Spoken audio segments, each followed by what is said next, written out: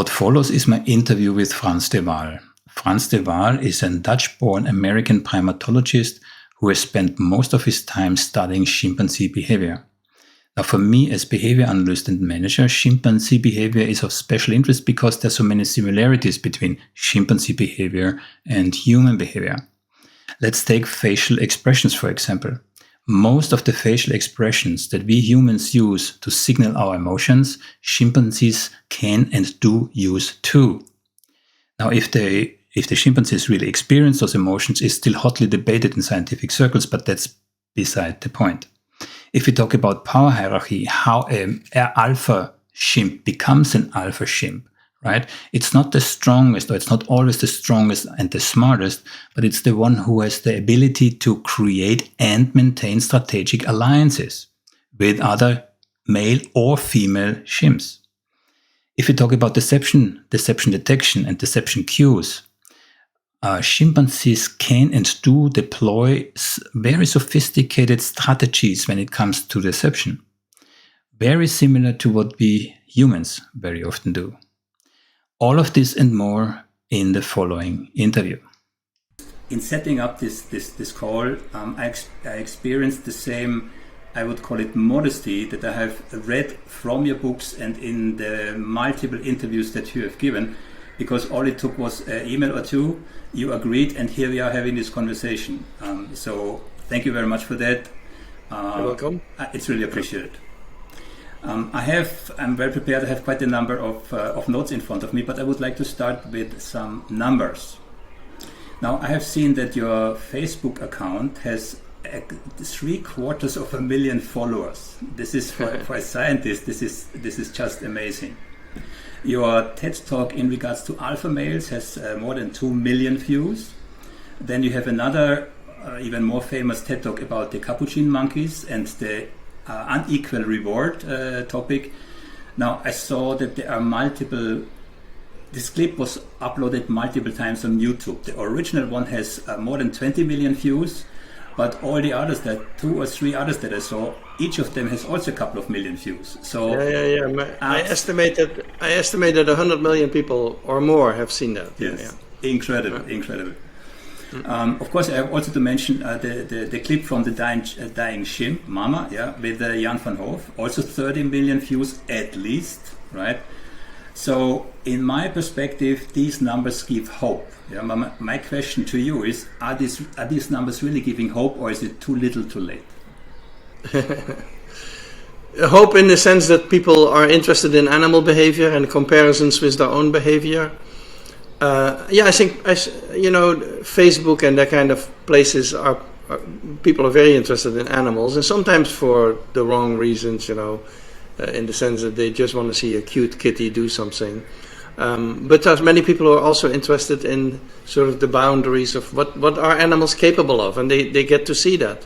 And the video clip that I did of the unequal reward with the monkeys, I think also speaks to the current situation we're in the US here. We are very obsessed by income inequality, which is huge, as you know. We have some billionaires who suck up a lot of money, even though the previous view was that they would spend it on us, but they're not really spending it on us. And so I think people are very sensitive to the inequity issue. And of course the monkeys illustrate that at the most basic level, like you get this food or you get that food and you get upset about getting less than somebody else. So yeah, that's why that clip is so popular, I think, is because it speaks to people. You mentioned billionaires with a lot of money. Now, I know that you just came from Holland back into the US. I do not know if you're aware of the controversy that takes place about Jeff Bezos' yacht, which is being built here in Rotterdam, and the bridge that has to be dismantled for that purpose, right? Yeah.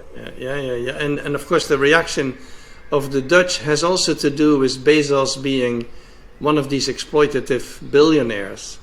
Because there's other cases, I've heard there were other cases where bridges had to be dismantled for ships. This is not the first time that this has to happen. And it's not irreparable. The bridge is going to be put back together the way it was before. It's no big deal really for the Dutch, because they work with waterways all their life. So, but they make a big deal about it, and then that's, I think, is because Bezos stands for that kind of people, you know. I don't want to digress right away in this direction, but maybe we can keep a mental note.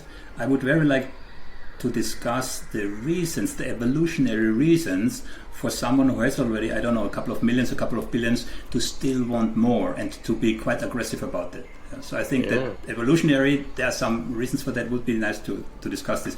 But for now, I have another question. So when it comes to primatology, there are 3 females which are really, really well known. By Ruth Galdikas, Diane Fossey, and John Goodall, of course. And they were all proteges from Louis Leakey, also quite an interesting character. So what my question to you would be, did you have a mentor comparable or in this respect that helped you on the way? Or was it... I did have a mentor, and he's still alive. It's Jan van Hoof, the professor in the Netherlands. And when I came to work with him, I had experience with other animals, but not a lot with chimpanzees. I had one little stint with chimpanzees.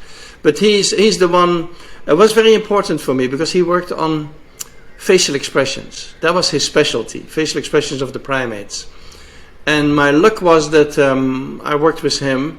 And even though in those days you could not talk about the emotions, it's very hard to study facial expressions and not talk about the emotions. In humans, that would be impossible, because the face is the seat of the emotions, so to speak. And he was more liberal than most professors in that regard, because there were people at the time who would not use words like thinking, consciousness, planning, emotions, feelings. All of that was taboo for other species than the human. As soon as you said something about my dog is jealous or whatever you say, they would say, oh, that's anthropomorphism, you should avoid that. And Jan van Hoof was not like that. He understood that those possibilities existed in other animals and that we should pay attention to them. So I was in that regard very lucky, I think. Jan van Hoof is interesting also to me because of his study of facial expressions, which I hope we can discuss a little bit later, especially because I'm trained by Paul Ekman, but also by David Matsumoto.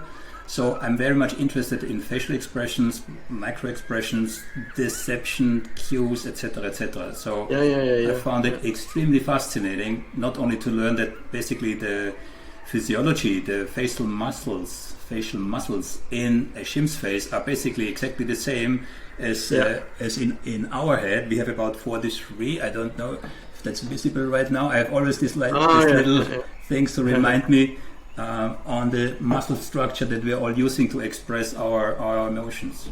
So we will come to Jan van Hoof in a little bit later. Yeah.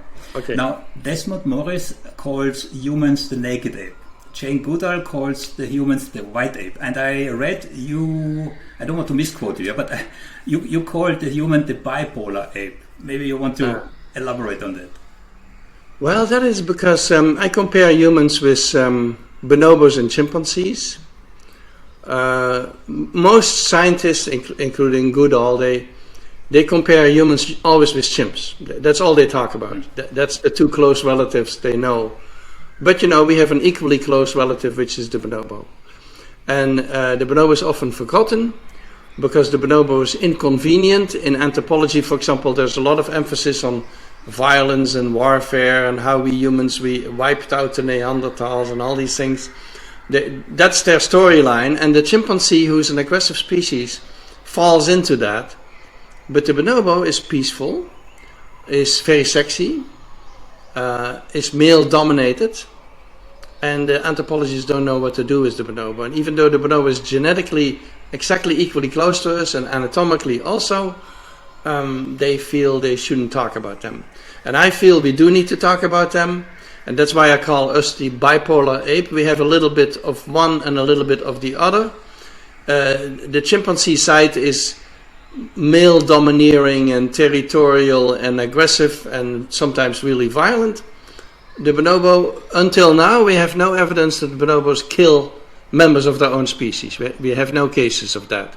So the bonobo is totally different. And then you have the erotic side of the bonobo, which embarrasses a lot of people, so that's why they don't talk about it. But since I'm Dutch, you know how the Dutch are. We don't mind talking about these things. So I did a popular book on the bonobos together with a Dutch photographer, Frans Lanting, very famous photographer. And so we wrote this book, The Forgotten Ape, and it had a lot of pictures about all aspects of their life. So I'm very interested in the bonobo, and I think when we make these comparisons, we always need to bring in the bonobo to show that, in our lineage there are other possibilities than just all this violence. I think Desmond Morris also makes a kind of comparison, because he says there are two elements of our evolutionary development. One is the, let's say, fruit-picking ape, and the other one is the carnivore. And the behaviors of both are still, merged and combined visible in us, right? Yeah, there is chimpanzees especially, they hunt and they eat meat. Yeah, that's often forgotten. So there is a community, of course, of vegetarians and vegans who likes to rewrite human history and say, well, we stem from fruit-eating primates, but chimps, they like meat a lot. Yeah. I actually saw a documentary. I don't know how they managed to do that, where they followed the chimpanzee tribe to hunt on smaller apes. I don't know what type of apes they were, or monkeys. But monkeys, there's strategy involved, there's cooperation involved, there is thinking ahead involved, because they were setting a trap. So this is really complex behavior. It's not just kind of instinct or hungry and eat and kill and eat and these kind of things. It's much more sophisticated than that. No, and that's the interesting thing of the hunting. Also for humans, I would say, hunting can be highly cooperative. And humans, of course, I think humans are the only primates who bring down prey that is bigger than themselves, which chimps don't do. Chimps hunt at smaller prey. But humans bring down a giraffe or an elephant, and imagine the kind of cooperation that's necessary for that. And so the meat eating of our human ancestors had a big effect on cooperation tendencies, on food sharing tendencies, because once you have meat like that, you need to have a system of how you distribute the payoffs of the hunt. And so it is so intertwined with human social evolution. The meat is much more than just meat. The meat is a very important part of our human evolution. And that's more so, if you look at the apes, that's more so a chimpanzee thing. Because bonobos, they also like meat, but they are more individual hunters. They don't do a lot of things cooperatively, I think, in that regard. I don't want to go in that direction. Just one question, and I have heard of course, I've heard you speaking about it in terms of what we as a human species would have to do in terms of meat eating, right? So your view is that for the general health of the human race, we basically should stop eating meat, right? Artificial meat. Yeah. I would hope that we can move to alternatives to meat. Yeah. That would be wonderful. Because for two reasons, obvious reasons that everyone knows, one is how we treat animals, which is awful. The animals in the farm industry, that's we really, and the Netherlands are a good example of that. A lot of pigs and so on. So that's the first one. And the second one is ecologically, it's really not sustainable what we're doing with animals. So we have two very good reasons to work on that problem. And I would hope that one day real meat that comes from animals is something very rare that we use very little, and that most of what we eat is plant-based meat. Yeah, that would be ideal. It's going to happen. It's going to happen, I think. Yeah. I think it will have to happen, seeing the situation we are heading to, right? Okay, yeah. But coming back to chimpanzees, right? So 98.8% of the DNA between humans and chimpanzees are the same. 95% of our tendencies and emotions are aligned with chimpanzee tendencies and emotions. I think it's a controversial in this time and age, right? It's still controversial to say we are all animals, right? From your perspective, is there any other way of saying it? No, there is no alternative. We are not fungi, we are not plants. We fall under the animal kingdom. So for the biologists, we're clearly animals. And if you look at the human body, the heart, the kidneys, the brain, the lungs, we're not different from a dog in that regard. So yeah, we're animals, clearly. And in terms of DNA, we're very close to chimps and bonobos. I would say that the distance between us and them is a bit like the distance between Asian and African elephants. Asian and African elephants you can easily tell them apart, but we call them both elephants. And in the same way, I would say humans and chimpanzees, you can easily tell them apart, but they're both apes. So that's how the biologists would look at it. Yeah. If we talk about evolution, right, there are two parts of it. There's the biological evolution, which I believe becomes more and more accepted, but you are probably more, your estimate on this is probably better than mine. The second part is the evolutionary psychology, which as of today is still even more controversial than biological evolution. So if we start with biological evolution, if you look at chimpanzees, and yes, also I look at the chimpanzees as the more closer relative, probably because we see them more, we can associate better with them. Yeah. So if you look at chimpanzee behavior and human behavior, this is where I'm really interested in, right? Prior to this little conversation, yeah, from my perspective, I tend to compare the zoo, the chimpanzee zoo, for myself, yeah, very often with larger organizations, and I think that comparison might stand because both environments are artificial environments, they're restricted environments, and I believe in those conditions you have a better visibility, or these kind of conditions foster more behavior that are observable, right? Yeah. So you cannot escape, you still have to follow the rules. I do believe the rules are enforced tighter and stronger because of the confined environment, but at the same time it gives an opportunity to observe in this environment, and I know that you have done this for I think 8 years in Arnhem. Yeah. So the zoo is interesting because people always say that you should compare humans with primates in the wild, and of course it's very important that we know how they behave in the wild. That's an extremely important part of the information that we need. But if you look at humans living in cities, most humans live nowadays in cities. That's an artificial environment, and as you say, it's a restrained environment. We drive around in little boxes of metal, we sit in an office with just a window, and that's all we have if we're lucky, and so it is a captive environment in a way. And so comparing with animals in the zoo is interesting, because in a zoo, and I've worked with many animals in captivity, you get these groups of animals, even if you have, let's say, 25 chimps, so that's a pretty big group that you have. They all know each other intimately.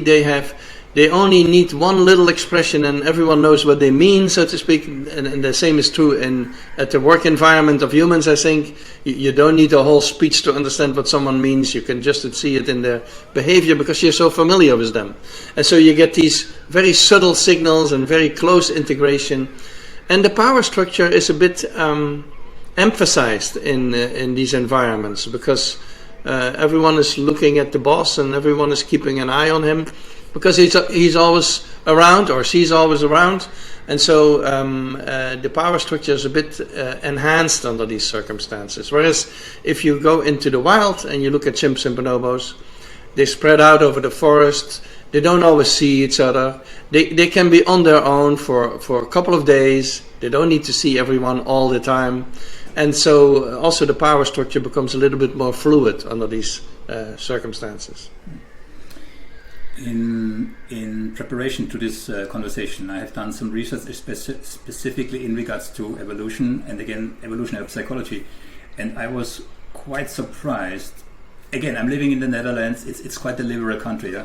But I was surprised of the ferocity of the whole movement that's against this train of thought. Yeah. Whilst I mean, evolution, I mean, correct me if I'm wrong, yeah? So it's not forbidden in the US to teach the theory of evolution, but it's discouraged in, I think, 20 states or so. Yeah, you shouldn't exaggerate it, because I've been in the academy, like universities, all my life here in the US, and at the universities there's no problem talking about evolution. And especially at the moment, of course, with the COVID crisis, we see evolution in front of us. We see this evolving virus. We see how it adapts and how it changes, and evolution is right in front of us at the moment. So yeah, at the basic school level, with children, yes, there are states that make it hard to teach evolution. Evolutionary psychology is something else. Evolutionary psychology gets quite a bit of resistance, and that is, I think, because it's a young discipline and it has sometimes naive or very simplistic theories compared to, let's say, neuroscience or biology or whatever. And so that's why they get sometimes a lot of resistance. But I've noticed over the years the resistance to comparisons with animals has enormously reduced. So if 25 years ago I would speak about, let's say, sex differences in the chimpanzee, at the moment I have a book coming out on gender, and so if 25 years ago I would say males and females are different and for these and these reasons and this is how they differ, there would be a lot of angry people, I can tell you. People did not like comparisons with animals. They considered themselves quite different from animals.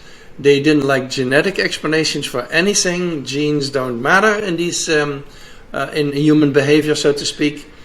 That has all changed. If you now speak to an audience in the US or in the Netherlands or wherever, and you say we are animals, people nod. Yeah, of course we are animals. What else could we be? And if you say that men and women are different in the same way as, let's say, chimpanzees, there may be people who disagree with you or who don't want to hear it, but anger, like before, there was angry reactions.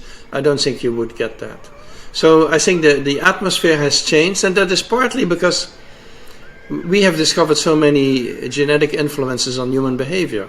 We have, genes for schizophrenia, or you have all these studies that now indicate that the brain and the genes are involved in almost everything that we do, and it's always a complex relationship. It's never one-on-one. It's like one gene for this behavior. It's never so simple, and people understand that now. I think they understand that if you say there's a genetic basis, you're not saying that there's one gene for this behavior. They understand it's more complex than that. So the blank slate theory is out of the window? Can we? The what? The blank slate theory, is it out of the window? Yeah, that blank slate, when Desmond Morris wrote his book, The Naked Ape, there were still many believers in the blank slate. And he was the first popular writer who said, no, that's a wrong metaphor, that's not how things work. And yeah, at the time, that's why his book, The Naked Ape, is the only biology book that is in the top 100 list of how often books are read. Like you have the Bible, and you have Gone with the Wind, and you have Anne Frank, and you have The Naked Ape in that list. And so it was an extremely popular book at the time. I'm not sure it's still so popular. At the time, it was a very provocative and very stimulating book. Yeah. I'm actually rereading it myself right now, and I've noticed that the pages actually have become a bit yellowish. That long I have this book already. Yeah. Yeah. Okay, so blank slate is more or less discredited. Now, I have a quote from you, and I can't really recall. It's not from Chimpanzee Politics. I must have read it somewhere else. But it is in relation to that all human behavior, or most of it, goes back to reproduction. And I think you either said or wrote, reproductive success is the measure of evolution. If men can enhance their reproductive success by higher ranking, you get automatically the ambition for higher ranking in man. Yeah. And this has as a consequence, or this explains as a consequence, many of the behaviors that we can see. strive for power and status. We already discussed. Why would Jeff Bezos need the even larger super yacht than the one from, I don't know, who's currently the biggest one? Why do we have suddenly 3 billionaires shooting phallic symbols into space? Yeah. Dominance, same thing. Conspicuous consumption. I mean, we could see a super yacht as such. Yeah. Peacocking, virtuous signaling. Yeah. All these kind of things. So, from your perspective, if we take that statement as a basis for both chimpanzees and humans, what are your conclusions out of this statement that comes from you? Yeah, reproductive success is how we look at things in biology, is that all our ancestors reproduced. Those who did not reproduce are not our ancestors. They're out of the gene pool. They're not present. So leaving a genetic legacy is what evolution is about. And for males and females, there are different strategies. For females, it helps also to be high-ranking, especially in a primate society, and that's why females have a hierarchy, and being high-ranking is an important issue for them. But they also need to protect their young. That is, raise their young, get enough food for them, and protect them.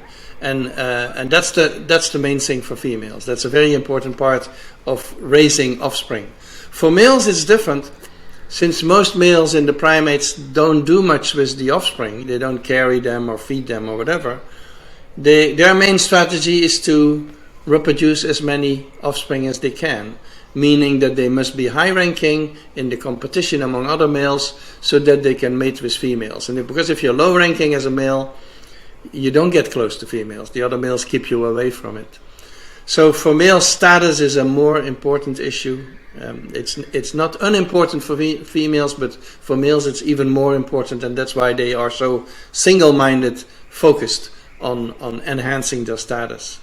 And so they compete over it. The beauty, of course, of chimpanzees and humans is that competition is not just one-on-one. It's not like the biggest and the strongest male is going to be at the top. That's what people always think, but that's not true in humans, and that's not true in chimpanzees, because they form coalitions. And so if I'm a male, I try to be alpha male, I need friends who support me. I need females who support me. If all the females support me, that's a big plus for me, because they will come in action if I'm challenging another male. And so you get this coalition system, and as a result, a smaller male can be the alpha male. If he's a good diplomat and has good friends who help him, he can be the alpha male. And so it's not necessarily the biggest and the strongest and the most aggressive male. It can be the most diplomatic male. Sometimes we have bullies, as we call them, males who are so big and so strong that no one can handle them, and they go to the top, and they can be very aggressive and brutal. And that's very unfortunate that we have that kind of males, and in humans, of course, we have that kind of men sometimes who, by sheer power, come to the top. And if they terrorize everyone and make everyone afraid and don't support the underdog and don't keep the peace in the group tries to get rid of them. And so in chimpanzees there are cases of alpha males who have ended very poorly, because the whole group turns against them at some point. And I think in humans, it's like the Mussolini approach, that happens also, is that these bullies, they get kicked out at some point. That was actually one of the points that I wanted to discuss, and I know that you have made yourself reference to Trump, right? So if the way how someone comes to power has predictive value in regards to what happens to this chimp or this person after he or she loses power, what would be your prediction concerning Trump? Oh, I've given up trying to predict what happens there. But yeah, he is one of those leaders who was not a unifier. He was a divider. And the best leaders that I've seen in chimpanzees they are unifiers. They keep the peace. They protect the underdog. They are empathic. If someone gets hurt, they approach and they embrace them and stuff like that. And they can be loved by the whole group. Even though they also need to enforce their position, they sometimes need to beat up somebody to make clear that they are still the boss. So it's not all gentleness and niceness that comes from them, but they can become very popular leaders if they bring peace and harmony. And that kind of males sometimes can have a very long tenure. And that is, I think, because most of the group wants to keep them. And so if then they're challenged by a younger male who tries to take their position, then the whole group turns against that younger male. Like this is a good leader, we're going to keep him, So there's a bit of a democracy. It's not exactly like the real democracy that we have in human societies, but there is a little bit of group influence on the male hierarchy. I think there were two examples that I extracted from your readings. One was in regards to the chimp mama who died, who was a alpha female, who was very much respected, and as a consequence, in later years, when she was almost handicapped, she was really supported by the whole group, right? Because she was a good alpha female. Yeah? And then there was another example from a not so pleasant alpha male. Was that the one who was killed later? There was a male. Killed in the wild. A male named Goblin in Gombe Stream, who was very brutal and very aggressive and very violent. And at some point, the whole group turned against him, and he was almost killed. He was saved by a veterinarian who treated him, I believe. But then later he got expelled again by the group. So they didn't want him as the alpha male. Mama is a very different story. So Mama is the alpha female, and in chimpanzee society the females never dominate fully adult males. So she was in the rank below the males, but in terms of influence, social influence, what you could call power, she was above most of the males. And there was another male, an older male who was twice as old as the alpha male, who was also below the males, below the top males. He was ranked number 4, I believe. And he had also a lot of power. And that happens in human society also, that older men who are out of politics, you would think, still have an enormous amount of influence on the processes. So behind the scenes, they have an enormous amount of power. And so in chimpanzees, that happens also, is that you have the formal hierarchy with males number 1, 2, 3, 4, 5, and then you get the females, let's say. But you may have an alpha female who has more power than most of these males, and you may have a low-ranking male who, so for example, in the colony that I studied, one of these very old males, he had brought a young male to power. He had supported him to become alpha, meaning that this alpha male was dependent on him. Is that if he would withdraw his support, the young male would be gone. And so if you have an old male who has the alpha male in his pocket, so to speak, he has an enormous amount of influence. And so you have always two layers. You have the formal hierarchy and then the power structure behind it. And I think in human corporations you also have that. You have individuals who may not have such a very high official rank and maybe not such a high salary as some others, but they have been there for longer, or they have a special knowledge, or something makes them more powerful than the rest, In corporate, we say, be kind to the people on your way up because you will encounter them on your way down.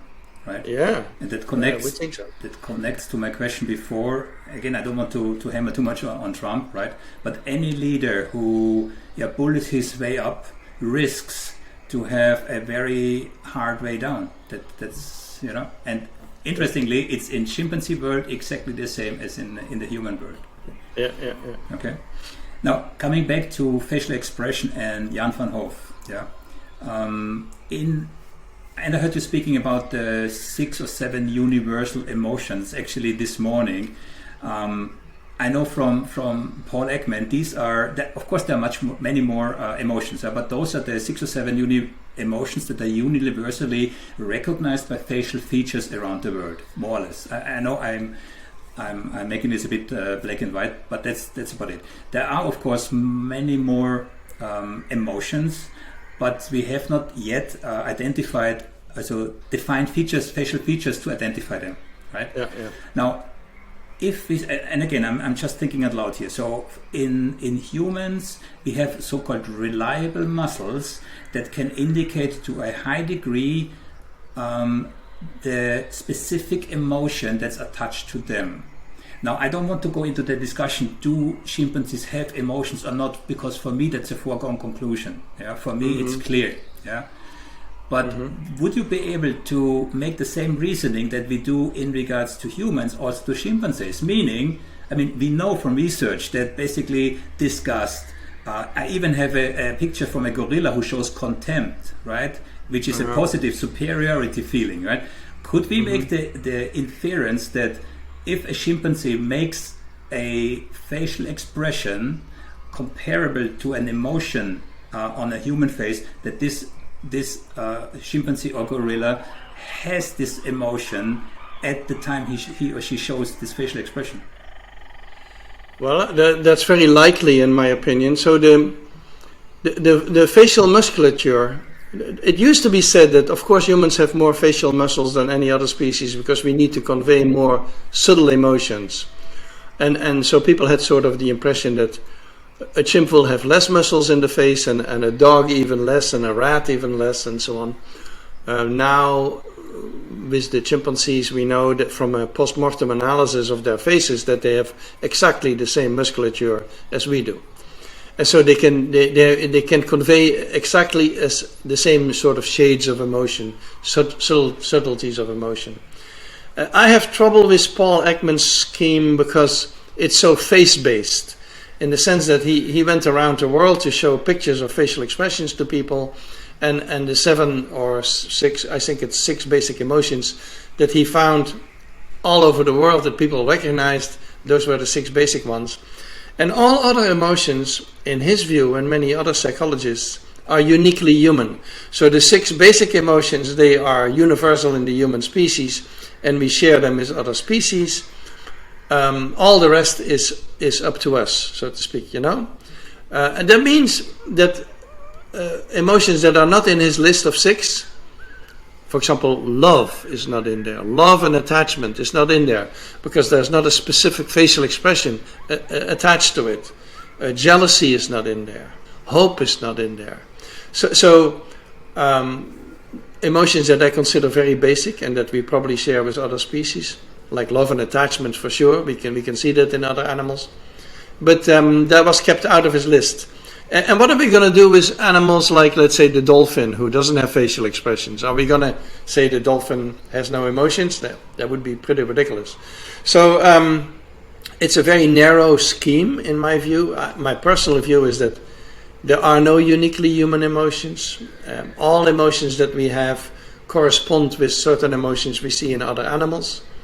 We may have a few that are more elaborate or more developed or more complex. But I look at the emotions that we have a bit like our organs. I don't have any organ in my body that you don't find in the body of another animal, another mammal. And I think the same is true for the emotions.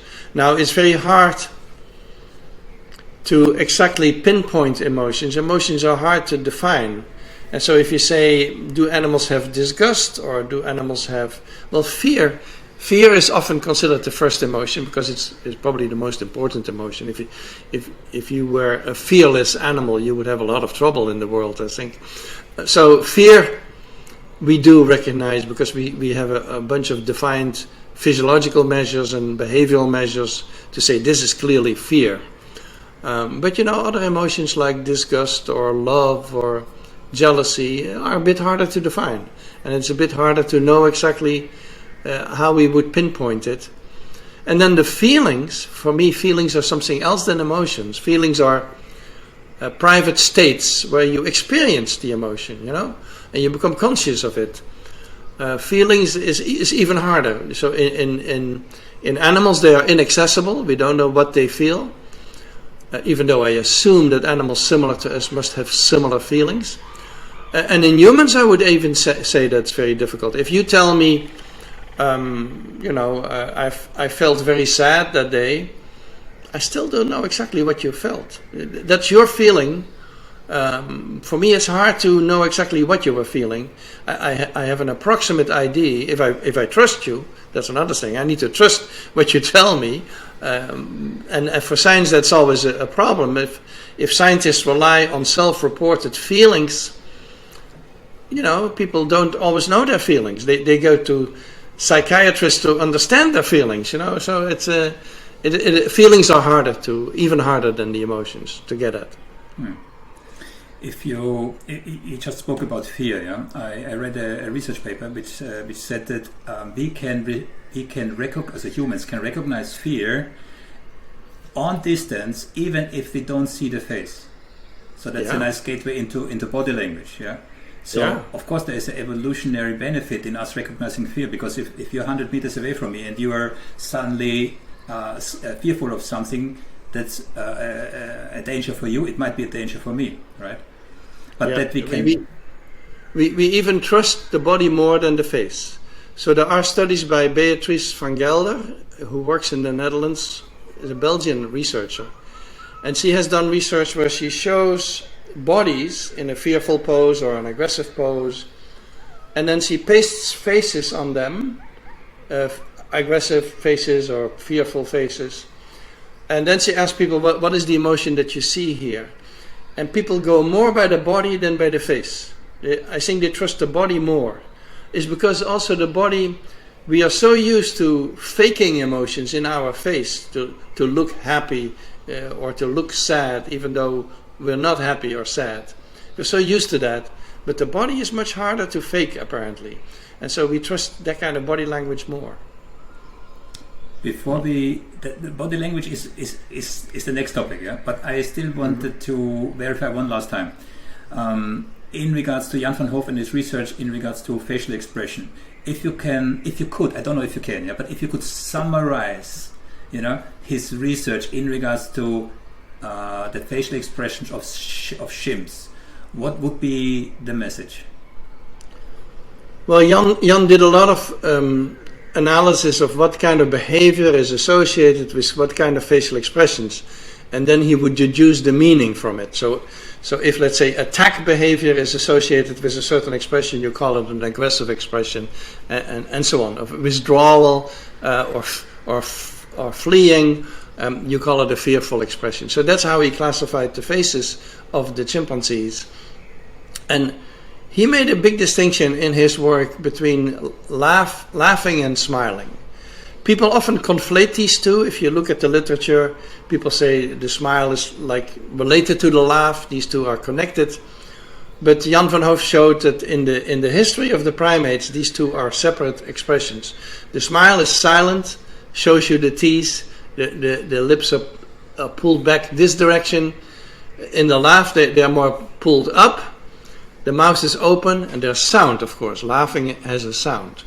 And in chimpanzees, if you tickle a chimpanzee, a young chimpanzee, they will have the laugh expression and they will produce the laughing sounds. It's a playful thing for them.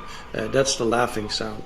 And so he made it, in his work, he made a sharp distinction. He said, the smile is not a low-intensity laugh. The smile is an appeasement gesture. It's usually used when you're either nervous or you want to make a good impression, or you want to show that you're friendly. That's what the smile is for. The laugh is for playful context where you're more relaxed. So the smile is not necessarily relaxed. In humans also, someone who smiles too much we call a nervous person usually. The smile we use for example, when we greet people, we show a smile because that's a way of showing them your good intentions. So the smile has a different function. The smile is more to negotiate relationships, whereas the laugh is more in relaxed settings. And in humans, the laugh also has a bonding element. People who sit together and laugh a lot, that's a bonding experience for them.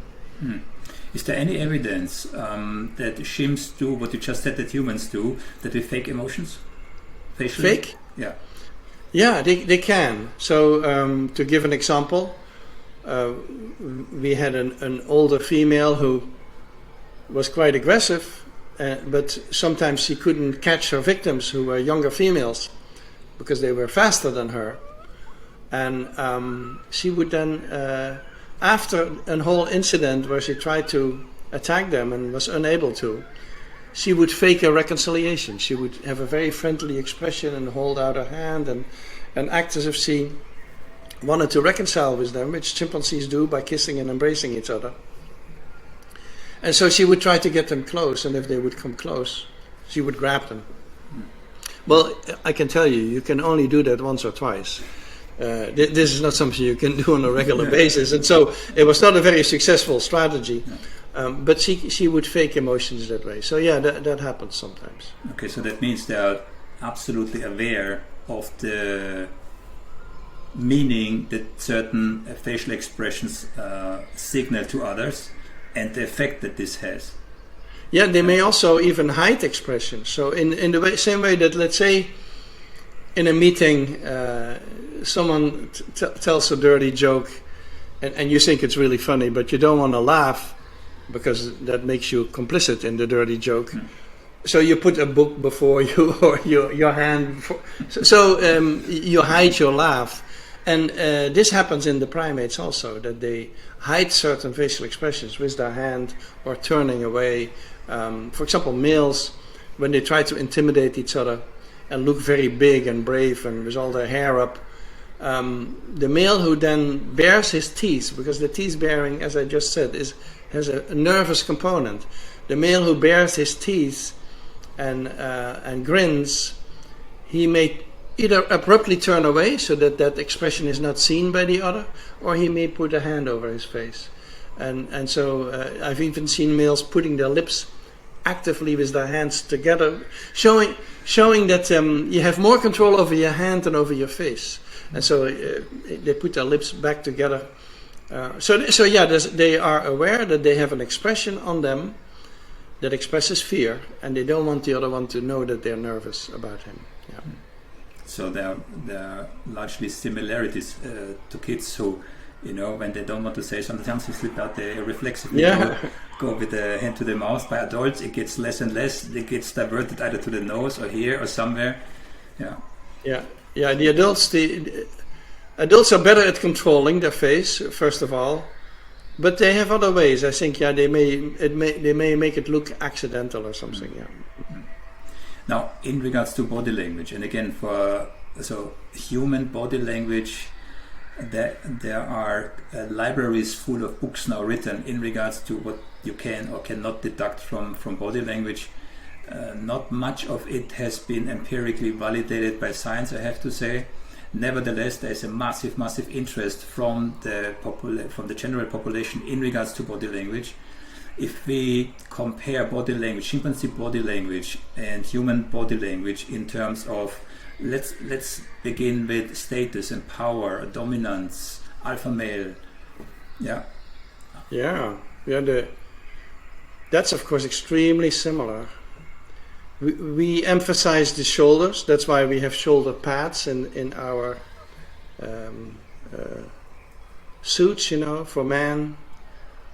And chimpanzees too. Chimpanzee males have more hair than females, just like human males have more hair on their body.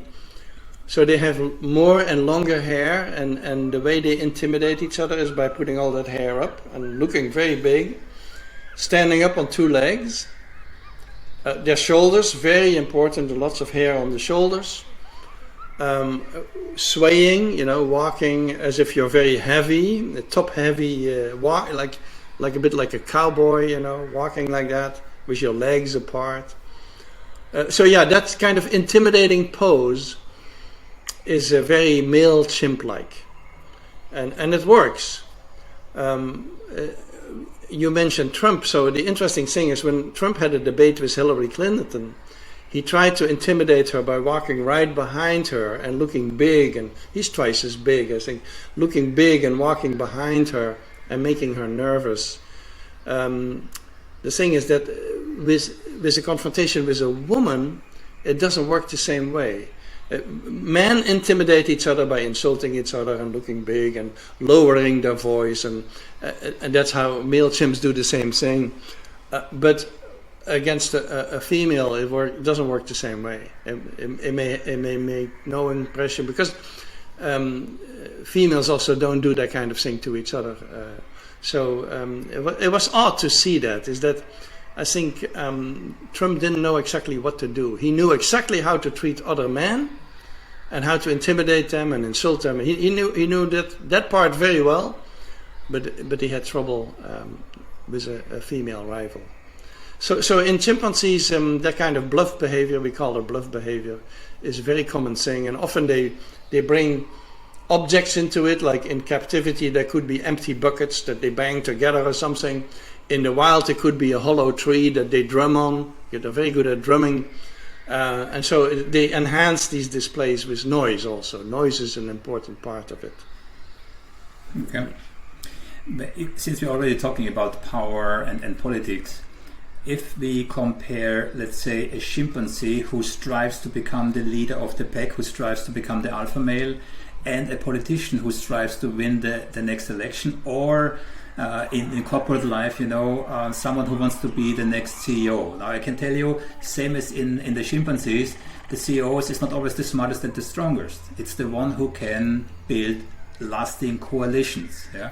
So if we take those 2 or 2.5 comparison points between a chimp election campaign, so to speak, and the human election campaign, what do the chimps do and what do the humans do to compare? Well, the chimps, it's interesting. In chimpanzee politics, I describe some of these strategies. The first thing that a younger male who wants to become alpha male does is testing the alpha male. So he's by that time he's going to be physically big and strong, and so he runs past the alpha male, for example, very closely past, charging past him, to see if that alpha male jumps away or if he's intimidated by it. And a good alpha male acts as if nothing happened, as if who cares? I'm not intimidated. Or he throws rocks or big pieces of wood in the direction of the alpha male to see what happens. Now, if the alpha male is strong and not nervous, that's for him an interesting piece of information.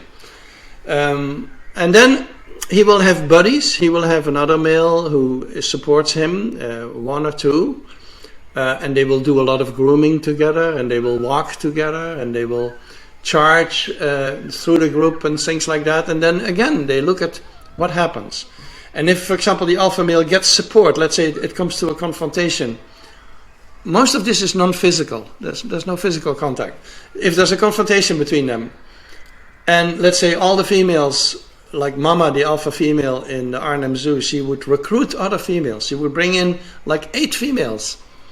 And if all these females support the leader, that's also an interesting piece of information. That means he's up against a big group of animals. Or if the alpha male has a buddy, another male who supports him, that's another interesting piece of information. So the first thing that a young challenger does is testing out all these coalitions and see what happens. So that gives him information of whether he can challenge the alpha male. And another thing that they do, and that's more like the politicians, like human politicians, they tickle the babies of the females. They're not normally interested in babies. It's not their big thing.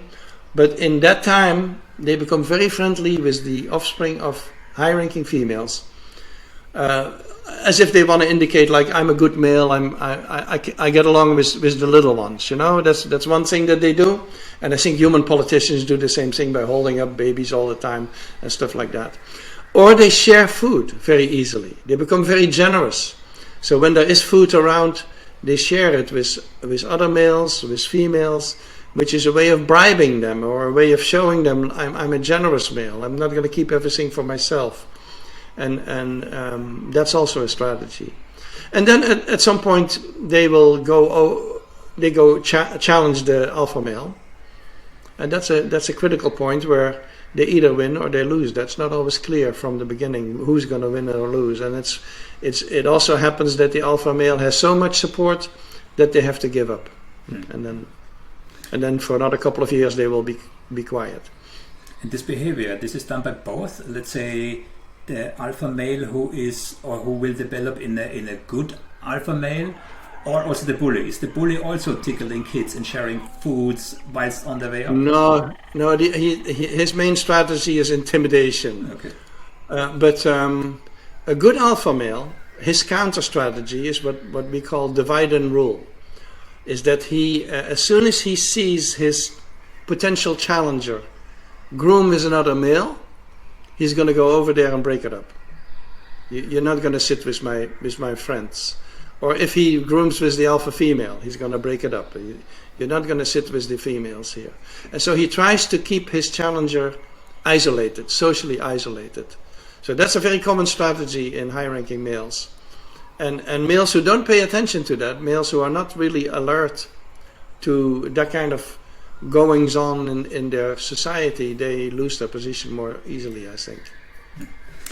I think the term alpha male was actually coined by you in this book, but there is another terminology that comes from you, I believe. That's Machiavellian Intelligence, right?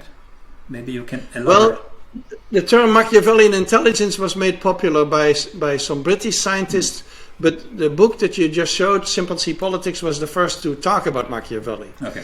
And so I was studying chimpanzees at the time, and my biology books were really of no help at all, because biologists don't think in terms of social strategies and things like that. And so I started reading Machiavelli. And so, yes, I was the first one to bring Machiavelli into primatology, for sure, yeah. Okay, but what does it mean in the context of primatology? Well, it means that you have real strategies, in my opinion. Is that we always looked at this was in the 1980s or 1970s even. We always looked at what animals do as a sort of instinctive, a sort of simple behavior. Whereas I felt what these chimps were doing was much more strategic. They were thinking ahead. We now have a lot of good evidence that animals can think ahead. Some large-brained birds and some of the primates, they can plan ahead for the next day or things like that.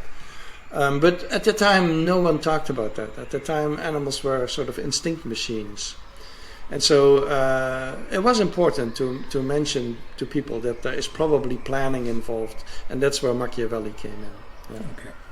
So we have a couple of minutes left. I'm very conscious of your time, which I would like to spend discussing deception. Right. So I'm very much interested in deception in corporate context, negotiations, etc., etc. So, and I read somewhere that in your early research, I think you focused on deception, right? That was one of your focus areas. So please feel free to tell us everything you can about deception and maybe the parallels between chimp deception and human deception.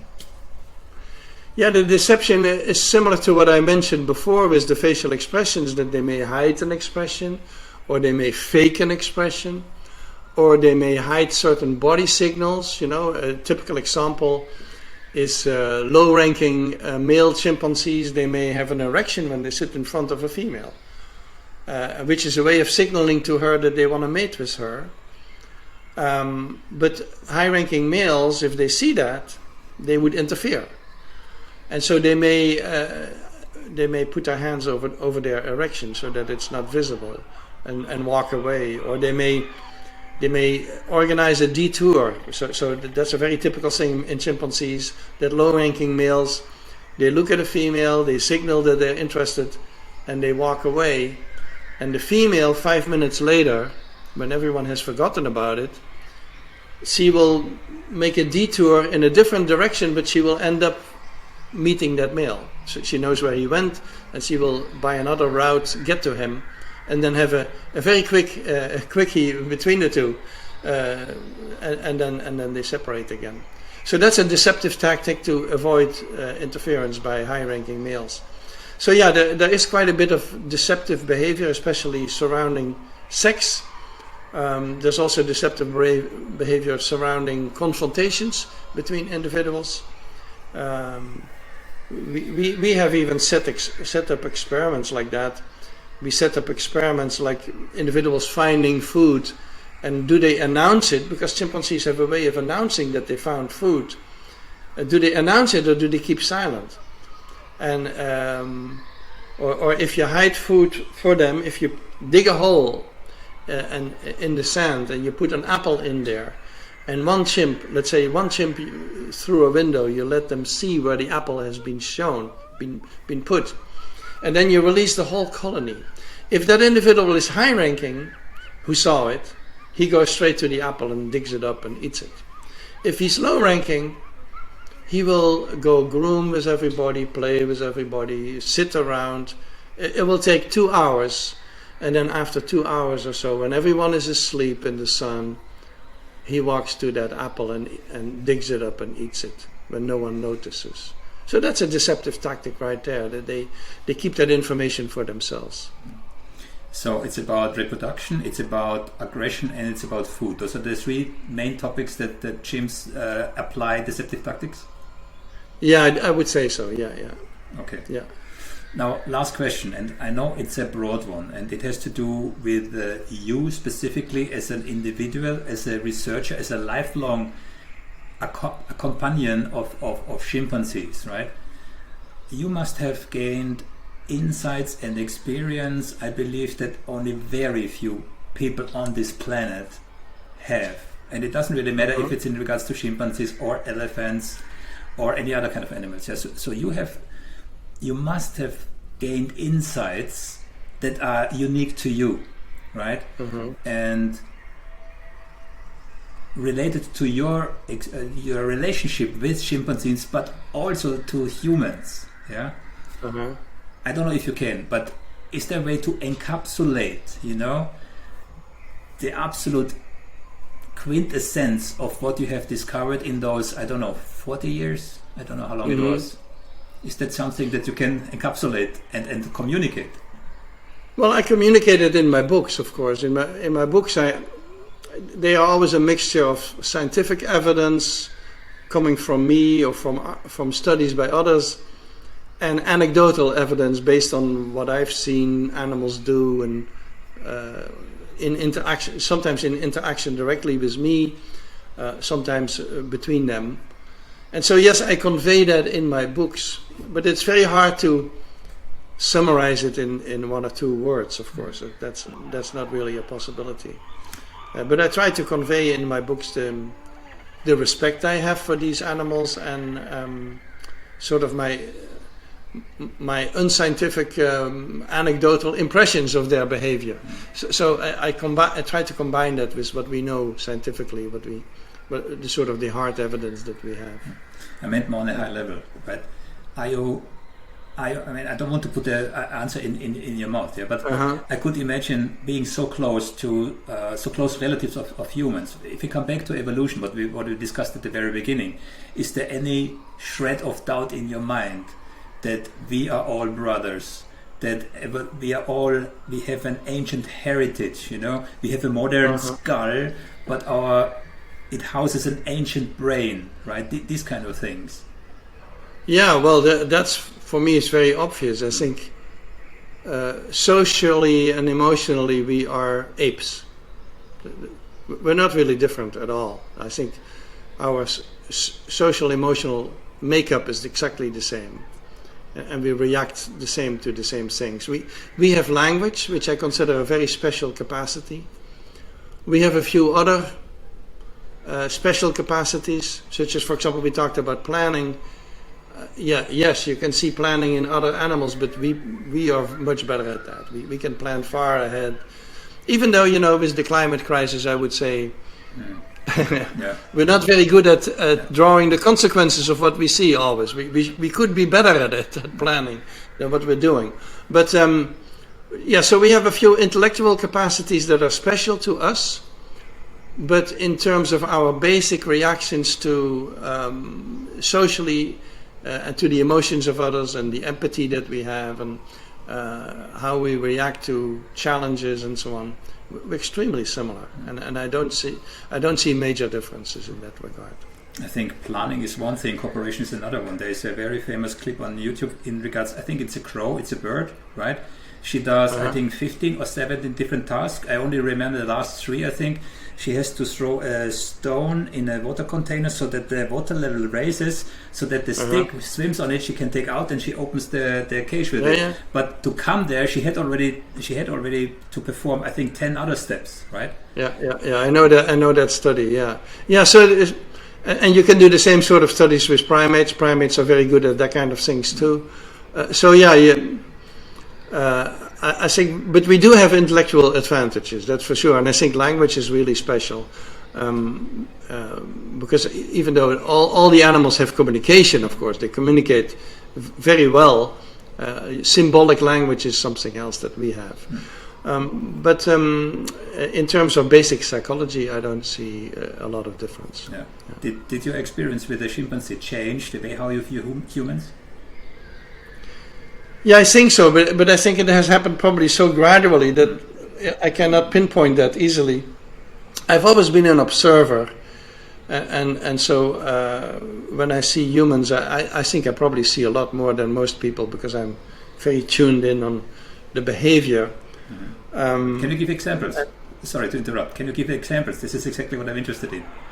So examples is, for example, if I go to a restaurant with my wife, I'm following all the tables around me, and I know exactly what's going on, and I can tell her afterwards which 2 people had a fight and which 2 people loved each other and which 2 people were very awkward or embarrassed to be together or something.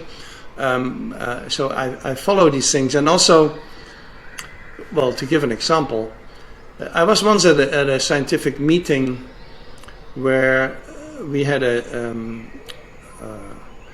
a speaker, a very famous scientist, who each time a speaker was finished, he would jump up and jump on the podium and stand next to the mic, as if he had anything to do with it, and explain what the speaker actually meant to say. And he was very arrogant and very interfering.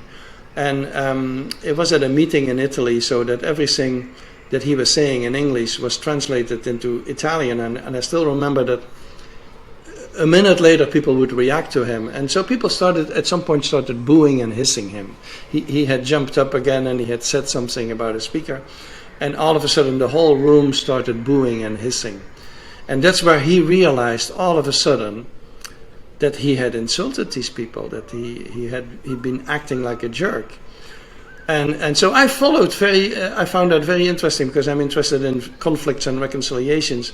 I noticed that he approached the speaker later and apologized, and then he approached the speaker later again and gave her something. And so I don't think anyone else in the room was following these sequences of behavior the way I always do with the primates. And so I kept track of that whole interaction between, and that's typically what I do, and so in that sense I think I see more of what's going on than most people. Does it help you to predict behavior if you see something? Does it help you to predict? I think I know better where the tensions are for example, if there's a meeting of, I was at a psychology department with a very big faculty. If there's a faculty meeting, I know better, I think, than most where the tensions are between individuals. Yeah, it's a little bit like John Gottman, who can predict if couples stay married with only one conversation of 15 minutes with 94% accuracy. I think they followed them 20 or 30 years, so quite interesting to see what you can glimpse from these little observations like yours. Yeah. If you pay attention, if you pay close attention, he gets people to fight. It's always interesting to me how he does that. He gets them to fight by letting them tell him about their last fight. So he says, "What was your last fight about, and when was that?" And then they usually start to fight again. It's sort of interesting. And then he measures their reactions, and just like the primate behavior, he looks for the non-verbal expressions. Sometimes a little bit of physiology in there too, like heart rate and stuff like that, and that gives him all the indications he needs. Yeah. Last question, I promise. I know I'm overstaying my welcome. Yeah. On human level, there is a huge discussion going on between non-verbal and verbal communication. Yeah, there's this myth started by Machiavellian in 1950, I think. You know that 93% of all human communication is non-verbal, and only 7% is verbal. Now I know it's a flawed comparison, yeah, but I know chimpanzees don't speak, but they definitely communicate with their vocal cords, right? So, in your view, non-verbal versus, how can I call it by chimps? It's not verbal communication, but it's what's the ratio? Non-vocal. Vocal, yeah. Yeah, with the COVID crisis, I think we have seen how important non-verbal communication is, because people communicate now like we are doing over with a little digital window in which we can see each other, and clearly that's not sufficient for us. It is a good replacement for a while, but the reason so many people were so happy when after vaccination they could get together again and grandparents could get together with their grandchildren and so on, is we need to see each other up close, we need to feel each other, we need to smell each other. We're not very good at this digital framework. We need to have more physical presence. And I think that's very important for us. And also in our communication, I think it's very important. Now, for chimpanzees or bonobos in the forest, it's interesting that they live in a forest where most of the time they cannot see each other. You have to be very close to see each other. Otherwise, someone who's, let's say, at 100 meters, there's no way to see them because there's only forest there and bushes and everything. They rely very much on what they hear. So there are studies indicating that chimpanzees in the field, in the forest, they know every voice of everybody.